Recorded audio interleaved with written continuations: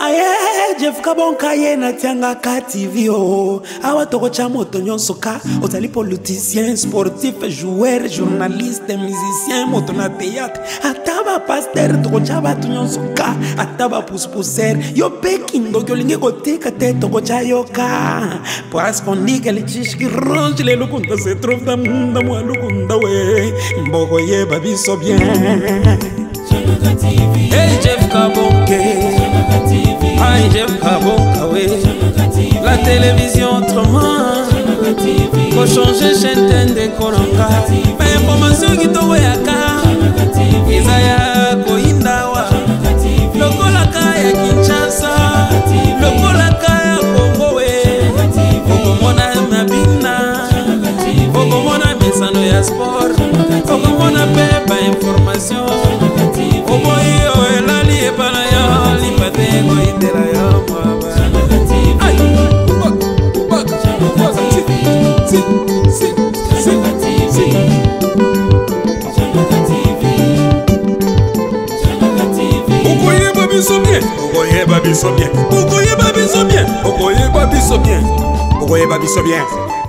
À la fois, on gère ce qui est les relations du président avec la presse nationale, presse internationale, ça c'est le service de presse, et à la fois ce qui est de la communication, c'est-à-dire le travail sur l'image du chef de l'État, c'est-à-dire quelle image on projette à l'extérieur du pays, quelle image on projette dans le pays. Vous travaillez sur l'image de marque. L'image de marque, exactement, comme je dis. Donc l'image, c'est-à-dire quelle est la perception. Ça c'est un travail plutôt d'influence sur l'opinion publique. Ça c'est le travail de communication. Et on essaye de gérer tout ça avec une équipe d'environ une 60aine de personnes. Revenons sur les discours sur l'état de la nation prononcés par le président de la République.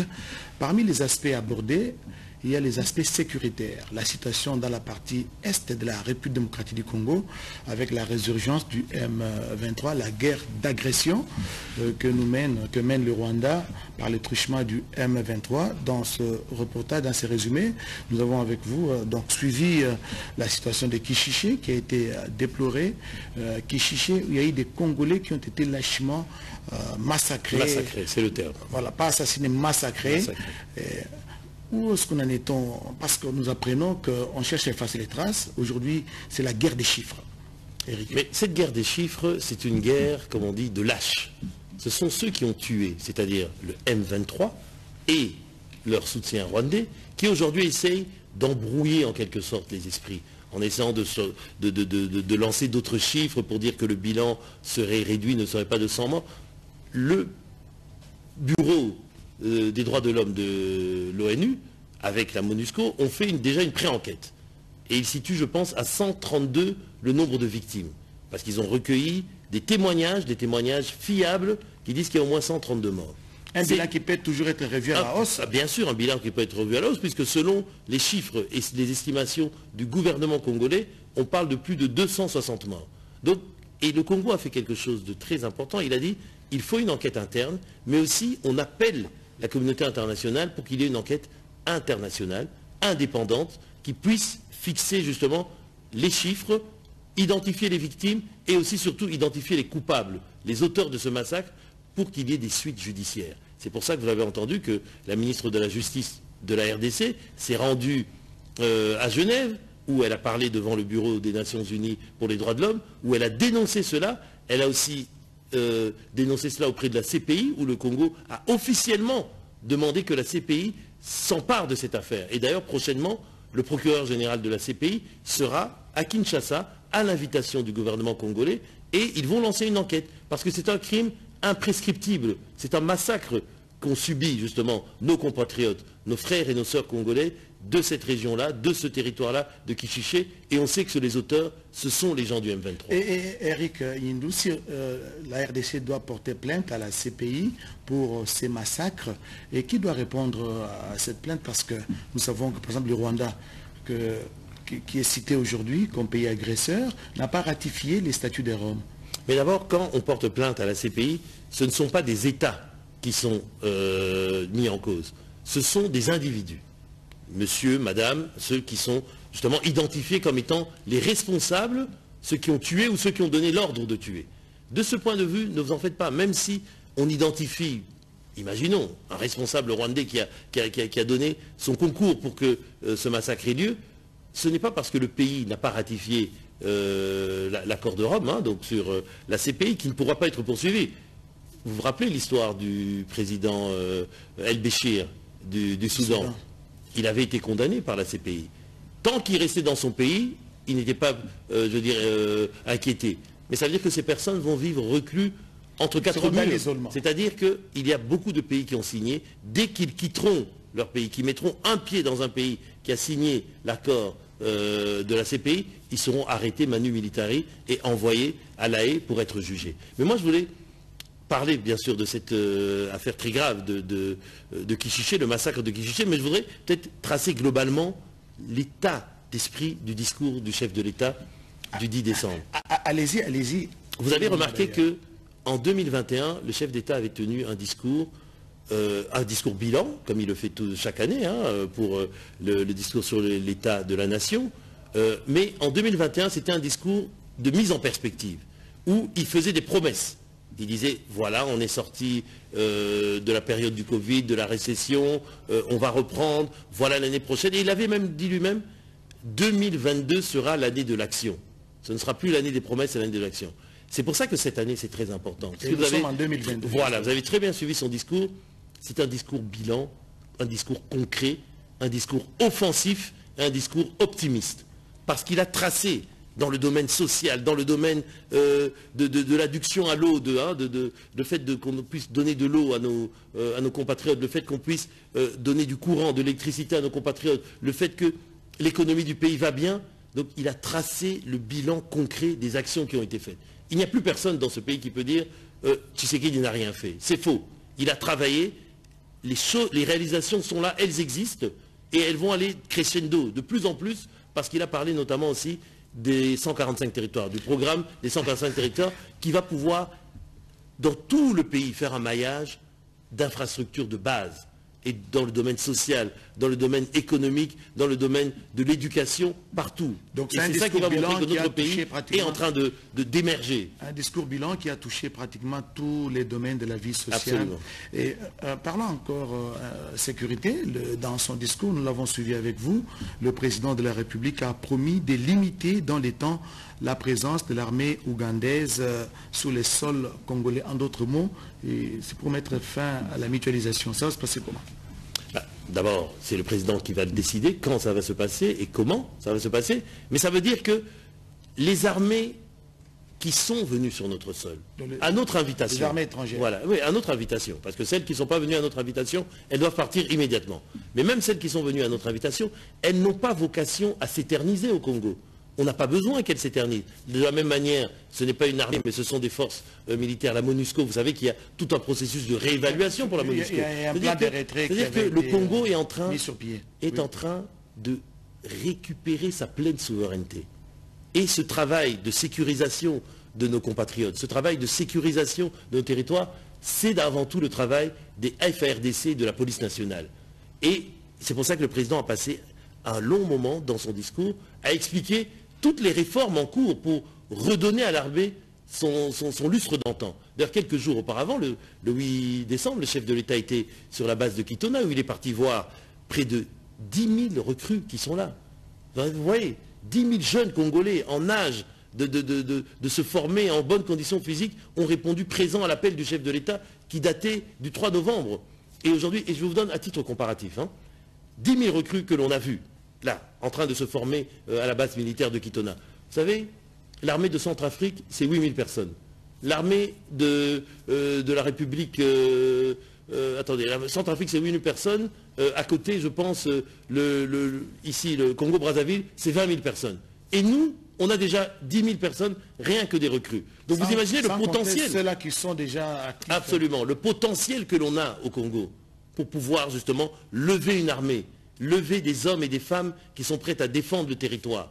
Tout ça, c'est un message qu'on envoie aussi à ceux qui viennent essayer de prendre la terre congolaise, ceux qui viennent déstabiliser notre pays, pour leur dire qu'aujourd'hui, le Congo est debout, le Congo se mobilise, forme ses filles et ses fils pour défendre leur territoire. Parce que c'est notre droit de nous défendre et on ne veut pas donner ce travail-là à d'autres.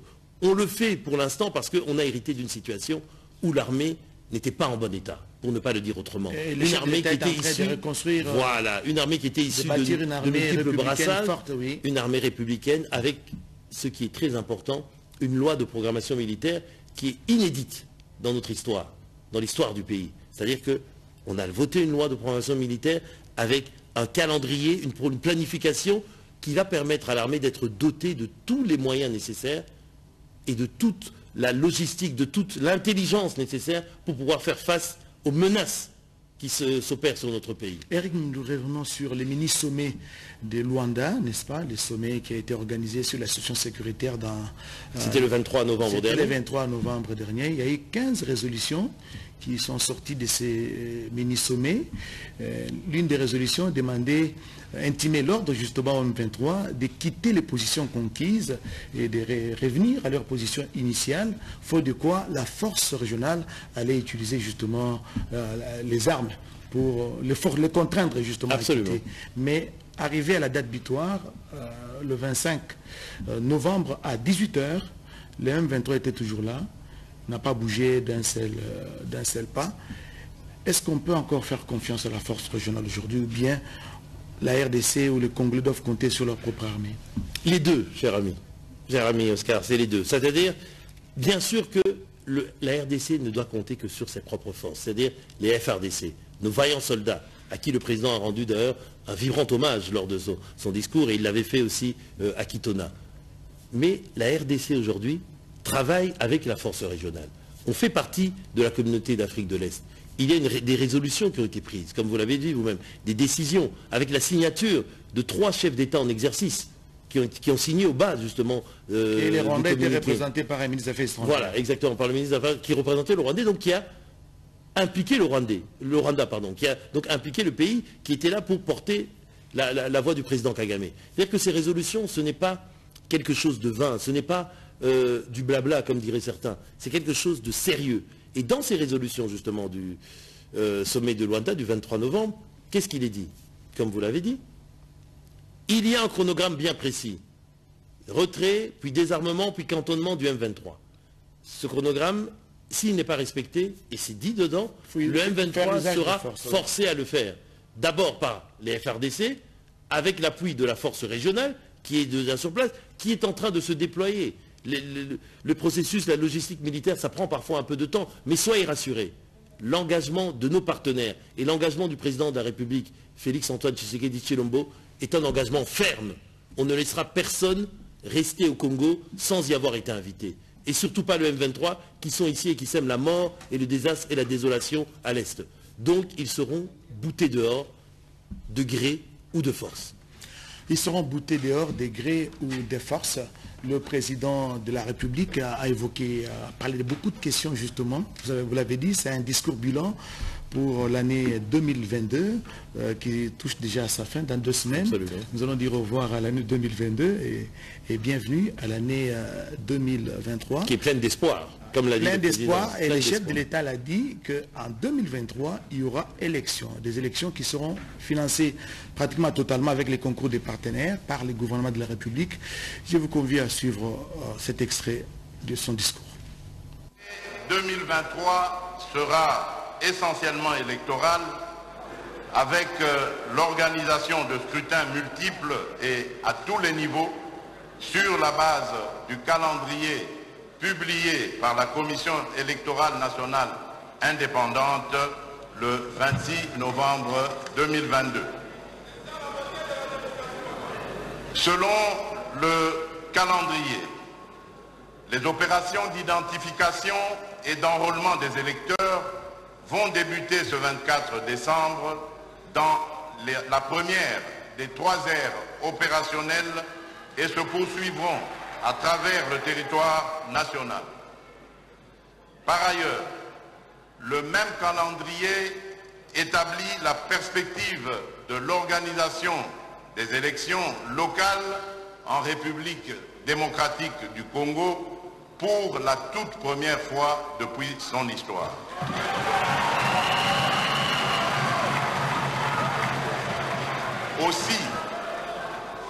Aussi convient-il de signaler que par souci d'inclusion, la Commission électorale nationale indépendante s'est résolue d'identifier et d'enrôler nos compatriotes de la diaspora dans 5 pays choisis en guise d'expérience pilote.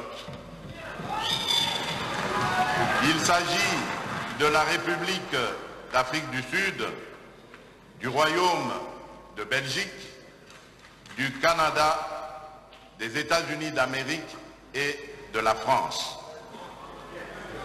C'est ici le lieu de lancer un appel pressant et patriotique à toutes les filles et à tous les fils de notre pays répondant aux exigences légales et civiques de se mobiliser et de se faire enrôler massivement selon le chronogramme établi par la CENI, condition d'exercice de leur droit de vote. Face aux multiples enjeux qu'occasionne le processus électoral en cours, j'ai instruit le gouvernement à accompagner la Commission électorale nationale indépendante et à ne ménager aucun effort relatif à la mise à sa disposition des ressources nécessaires à la réussite de ces opérations. À ce propos, je suis fier de confirmer que le gouvernement congolais, tout en restant ouvert à l'accompagnement de nos partenaires techniques et financiers, finance à 100% le budget du cycle électoral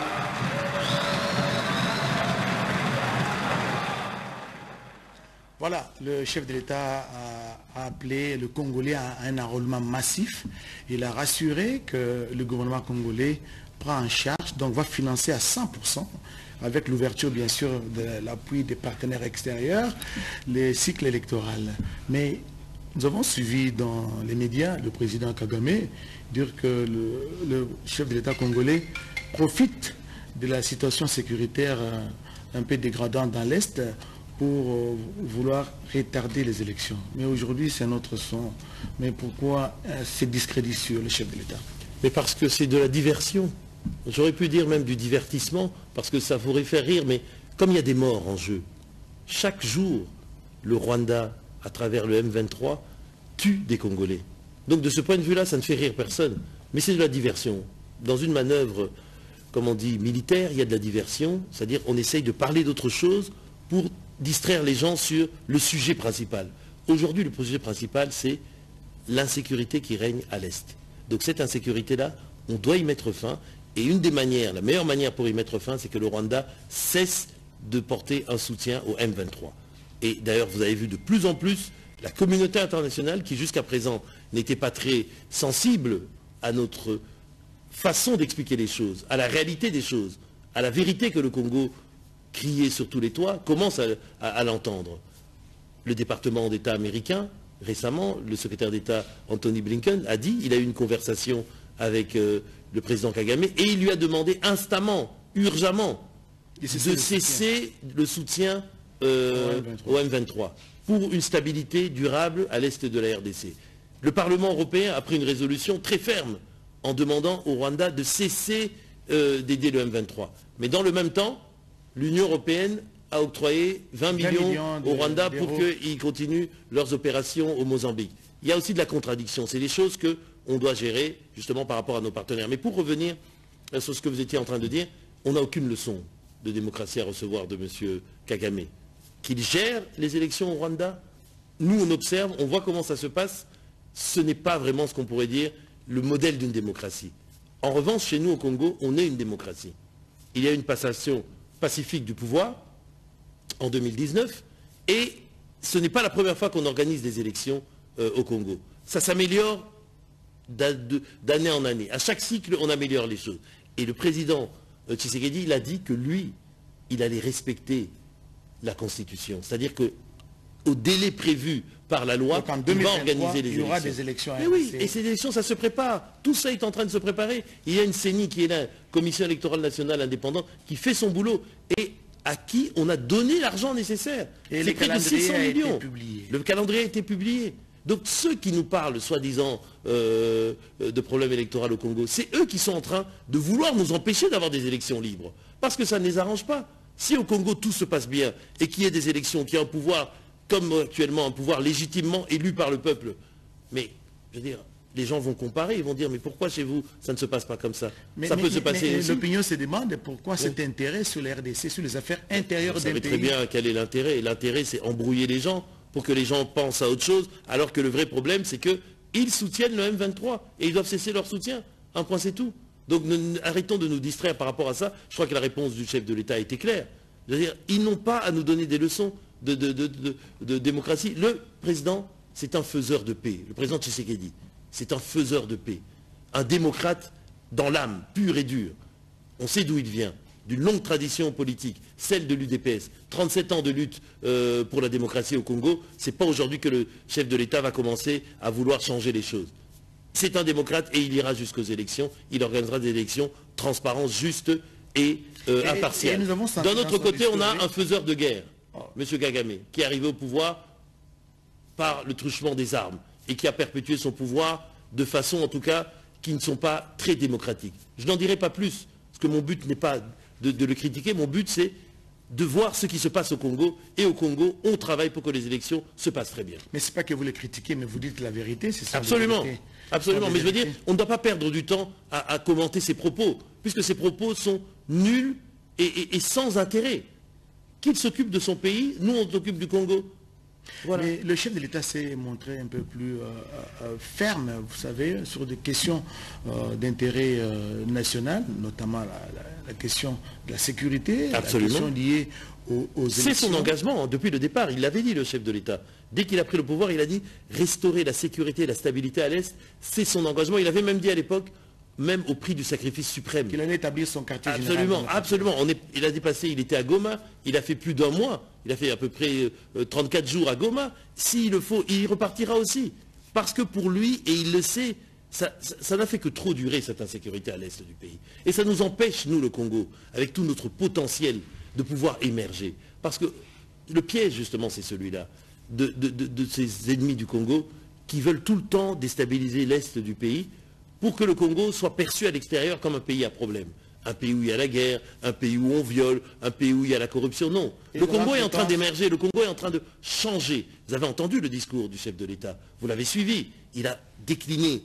Lutte contre la corruption, les choses s'améliorent. Augmentation des recettes publiques. Je veux dire, développement dans tous les territoires. On crée des infrastructures, des routes de dessert agricole, des bâtiments administratifs, les 145 territoires qui vont arriver, où on va justement essayer à partir de la base, comme on dit, d'essayer de rétablir le déséquilibre spatial et le déséquilibre social qui existe dans nos territoires. C'est-à-dire qu'on a trop concentré les choses à Kinshasa et on a un peu abandonné l'intérieur du pays. On va créer des pôles de développement à partir des provinces. Et tout ça va ça va lutter même contre l'exode rural. Contre l'exode rural. Pourquoi? Parce qu'on va développer, on va mettre la richesse et les pôles de développement là où sont les produits, notamment l'agriculture, la revanche du sol sur le sous-sol.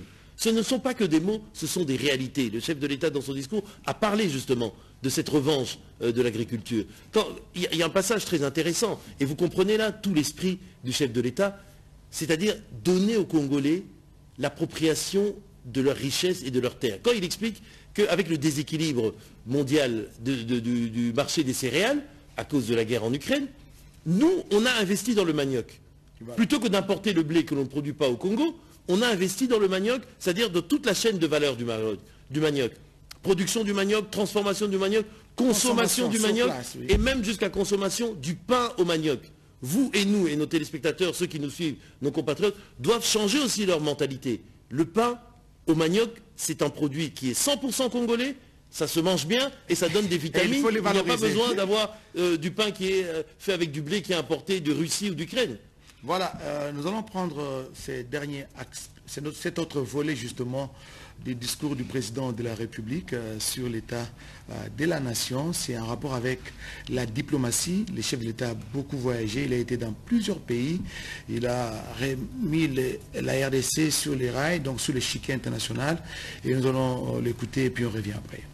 J'ai signé en juillet dernier une série d'ordonnances portant réhabilitation de centaines de fonctionnaires révoqués ou retraités en 2009 et 2010 en violation de la loi, ce qui donnait l'impression d'un règlement de compte. L'état de droit que nous voulons tous et appelons de tous nos voeux ne saurait s'accommoder avec de telles pratiques.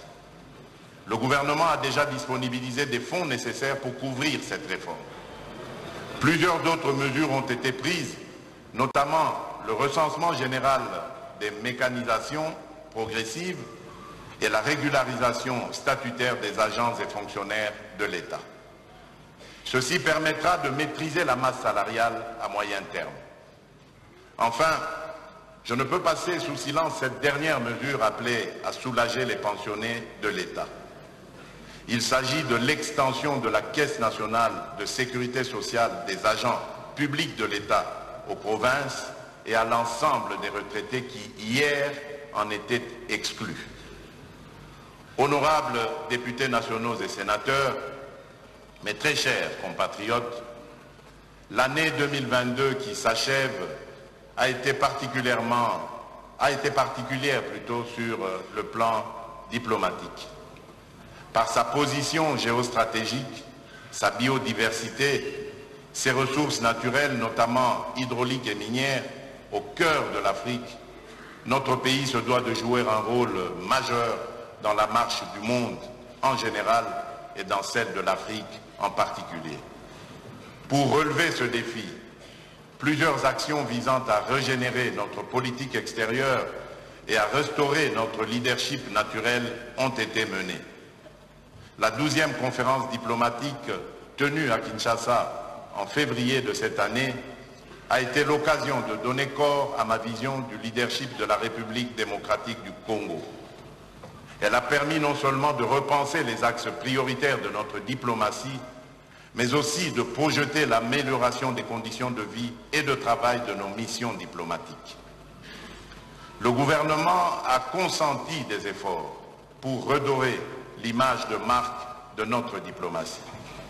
Il s'agit notamment de l'apurement de nombreuses dettes cumulées depuis plusieurs années par nos ambassades et consulats, ainsi que de la rémunération du personnel diplomatique.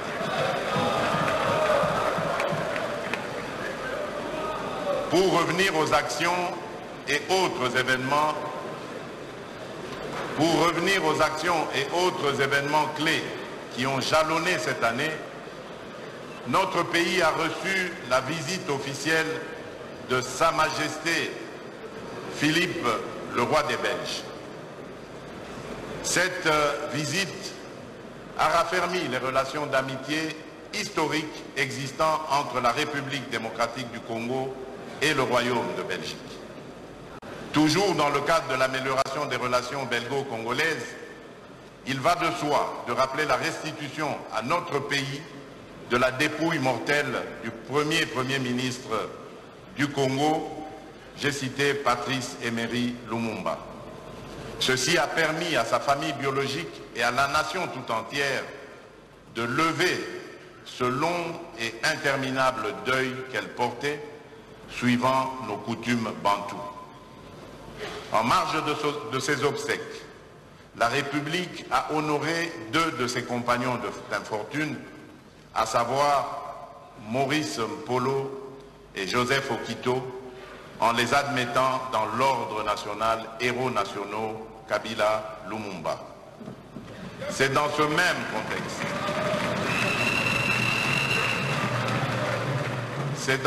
contexte que le roi Philippe a procédé à la restitution du masque Kakungu, initiant ainsi un processus de restitution complète des autres objets d'art du patrimoine congolais exposés au musée de Tervuren en Belgique.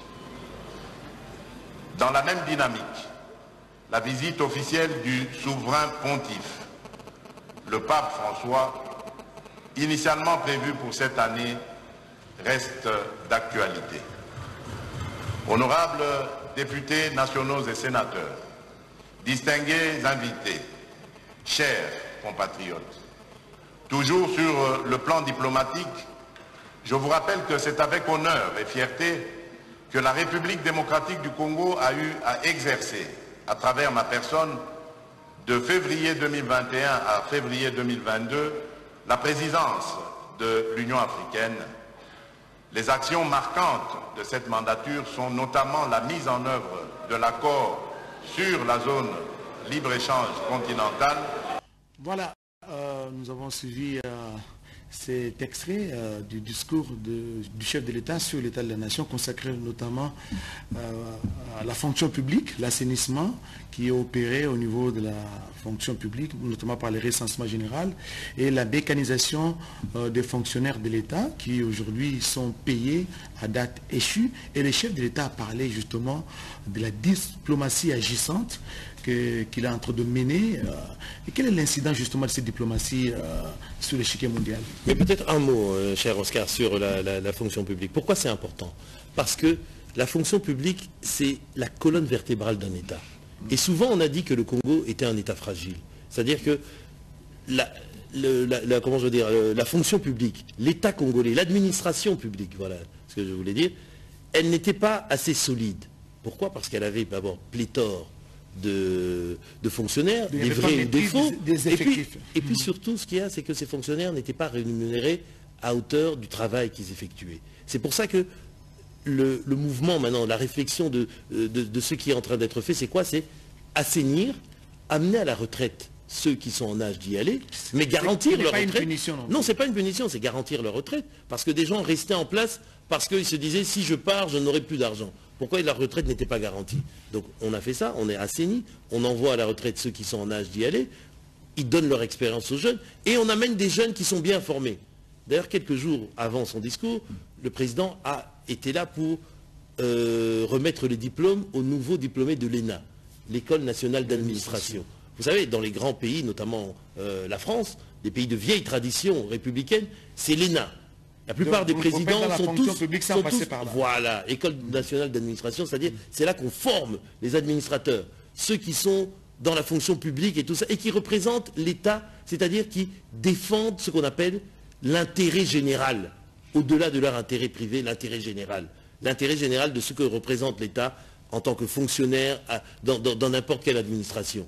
Et c'est ça qu'on est en train de restaurer dans notre pays, sous l'impulsion du président Tshisekedi, et c'est très important. C'est pour ça qu'il en a parlé, et parce que le travail, c'est un travail de longue haleine, mais qui est en train de porter ses fruits aujourd'hui. Et d'ailleurs, dans le cadre aussi des 145 territoires, vous verrez, on va nommer des administrateurs dans les territoires, on les a déjà nommés, mais on va cette fois-ci leur doter des moyens pour qu'ils puissent faire leur travail. Parce que la plupart du temps, qu'est-ce qui se faisait? Vous êtes administrateur dans le fin fond, je ne sais pas de quelle province, mais vous n'avez pas les moyens d'exercer votre métier. Vous n'avez même pas de bâtiment, vous n'avez pas de salle de réunion. Voilà. Maintenant, on va construire dans chaque territoire des bâtiments administratifs. On va construire dans chaque territoire des hôpitaux, des écoles, pour que l'administrateur qui soit là, il puisse exercer réellement son métier. Ça, c'est pour la fonction publique et l'ossature de l'État. C'est important. Pour qu'une république tienne debout, il faut qu'elle ait une colonne vertébrale, et cette colonne vertébrale, c'est la fonction publique. Maintenant, concernant la diplomatie, c'est important, parce que d'aucuns, parmi ceux qu'on entend ici, comme les polémiqueurs, si je puis dire, à Kinshasa, ont critiqué le chef de l'État en disant « Oh non, il voyage beaucoup, il voyage trop ». Mais non, c'était important, parce que pendant près de 18 ans, le Congo était sorti de ce qu'on appelle du viseur de la communauté internationale. On ne parlait du Congo qu'en mal, c'est-à-dire à cause toujours des mêmes problèmes à l'est du pays. Mais il fallait redorer, mais surtout il fallait faire entendre la voix du Congo dans les instances internationales. Parce que faire la politique de la chaise vide, vous savez, ça mène à quoi? C'est-à-dire que les autres parlent de vous, mais vous n'êtes pas là.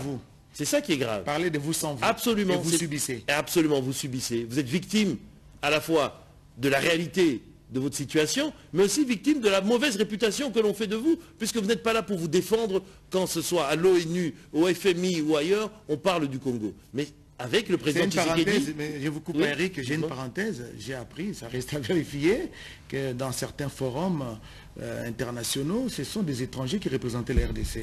Ils se présentent comme ça, je suis congolais, sans vérifier... Eh ben c'est très grave. Je ne sais pas si c'est vrai, mais si c'est vrai, c'est très grave. Mais ça a changé. C'était sans doute dans des temps immémoriaux, mais pas sous Tshisekedi, ça ne se passe pas comme ça. Parce que d'ailleurs, il a fait tout un travail, et le président l'a déjà rappelé à d'autres occasions, de faire une chose très importante, cher Oscar, c'est-à-dire réinsérer des Congolais au sein des organisations internationales. Il y a aujourd'hui une Congolaise qui est dans un poste très élevé au niveau de l'Union africaine. Elle s'occupe de ce qu'on appelle le personnel, les RH, les ressources humaines. Il y a une Congolaise qui se trouve à la SADC. Il y a une Congolaise qui se trouve... Voilà, il y a une Congolaise qui se trouve aussi au niveau de l'ONU, au niveau de la Commission des droits de l'homme. C'est-à-dire qu'il a redonné une dynamique pour que les intelligences congolaises, les talents congolais prennent place dans les instances internationales, et parce que c'est ainsi que non seulement ces personnes représentent le pays, mais aussi elles sont là aussi pour défendre aussi l'intérêt du pays. Parce que si vous n'êtes pas là, comme on a encore dit il y a 2 secondes, on parle de vous sans vous, et c'est la plus mauvaise des stratégies. La meilleure façon de faire, c'est être là et défendre son point de vue, défendre ses intérêts. Et c'est ce que a fait le président Tshisekedi quand il s'est rendu dans les différentes capitales, dans les différentes instances, dans les différents fora internationaux pour parler du Congo. Il le sera encore cette semaine à Washington, puisque vous savez qu'il y aura le sommet USA-Afrique, Leadership Forum.